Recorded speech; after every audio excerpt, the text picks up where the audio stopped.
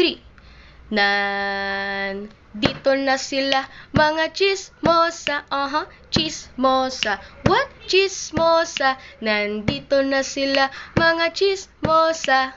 All through the town. Gusto nyo bang marinig ang mga pangalan ng chismosa? Yeah.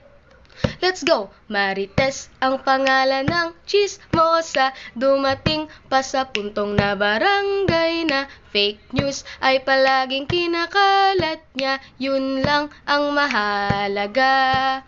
Ang sunod na pangalan ay si Inday. Ikaw raw ay buntis kahit walang patunay. Iniwan ka daw ng magiging tatay. Sarap itulak sa tulay. Turut.